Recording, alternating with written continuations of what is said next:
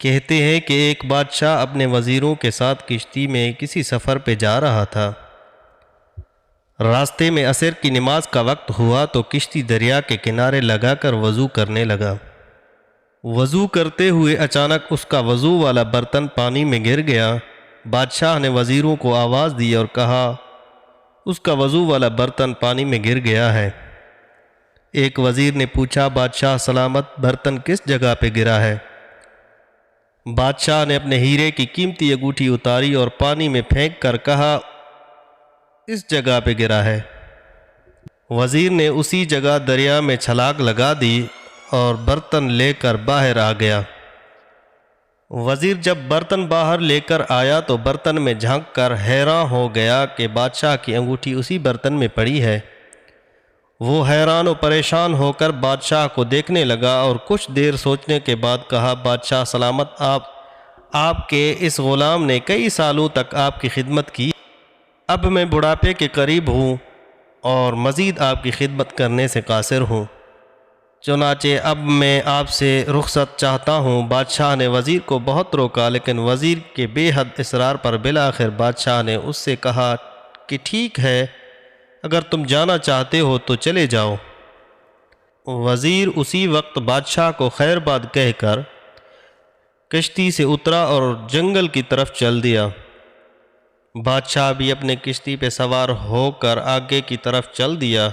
کافی دور جانے کے بعد یکایک دریا میں سیلاب اٹھا اور کشتی غوطہ کھا کر الٹ گئی۔ بادشاہ دریا میں ڈوبنے ہی والا تھا کہ اسے ہاتھ میں ایک لکڑی کا تیرتا صندوق آ گیا۔ بادشاہ اس صندوق بادشاہ کو لے کر تیرتا ہوا کئی میل دور ایک انجان بستی کے ساحل پر جا لگا۔ بادشاہ نیچے اترا اور اس بستی میں چلا گیا۔ بھوک اور پیاس سے بادشاہ کا حال برا تھا۔ چلتے چلتے اچانک بادشاہ کی نظر ایک شخص پر پڑی جو اپنے ریڑھی پر بھنے ہوئے چنے بیچ رہا تھا۔ بادشاہ اس شخص کے پاس گیا اور اس سے کہا کہ میں یہاں مسافر ہوں، میں کشتی میں سفر کر رہا تھا کہ یکایک سیلاب آیا اور میرا تمام سامان اور اشرفیاں دریا میں بہہ گئیں۔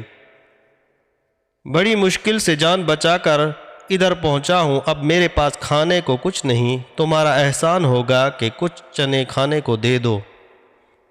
بادشاہ کی حالت دیکھ کر اس شخص نے کچھ چنے بادشاہ کو دیے اور ساتھ ہی کہا کہ اگر تم روزانہ جنگل سے لکڑی کاٹ کر مجھے لا دو تو میں اس کے بدلے تمہیں بھنے ہوئے چنے دے دیا کروں گا۔ بادشاہ کو اس انجان بستی میں اپنا پیٹ پالنے کا کوئی دوسرا راستہ نظر نہیں آ رہا تھا، چنانچہ اس نے یہی کام شروع کر دیا۔ وہ رات اسی چنے والے کی کٹیا میں سوتا اور صبح اٹھ کر جنگل کی طرف نکل جاتا اور دن بھر کی مشقت کے بعد لکڑیاں کاٹ کر اس چنے والے کو دے دیتا۔ اسی حالت میں کئی سال گزر گئے۔ ایک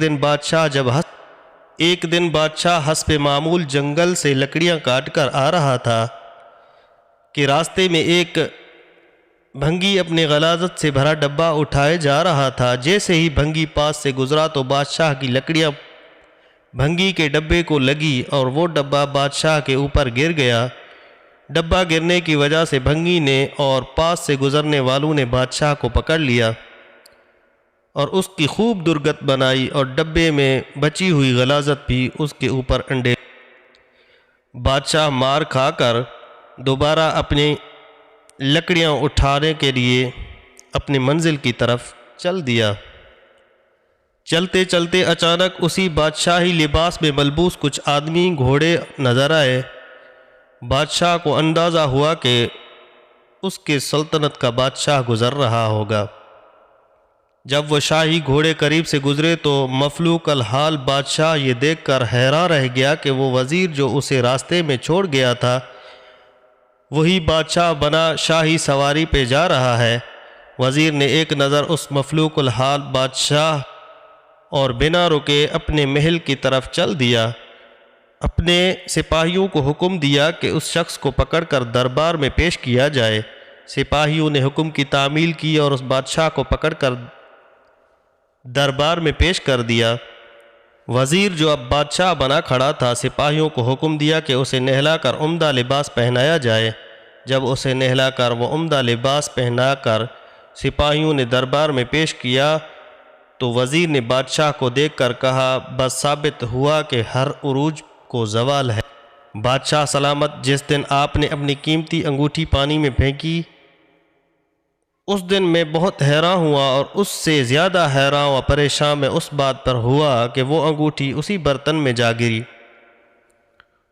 اس دن میں سمجھ گیا تھا کہ بادشاہ اپنے عروج کی انتہا پر ہے، اور مجھے یقین تھا کہ اس قدر عروج کو اب زوال عنقریب ہے۔ چنانچہ اس لیے میں آپ کو ادھر ہی چھوڑ آیا، اور آج آپ زوال کے انتہا پر کھڑے ہیں، اس لیے عروج آپ کا منتظر ہے۔ اس کے بعد وزیر نے بادشاہ کو گھوڑے اور تحائف دے کر اپنی سلطنت کی طرف روانہ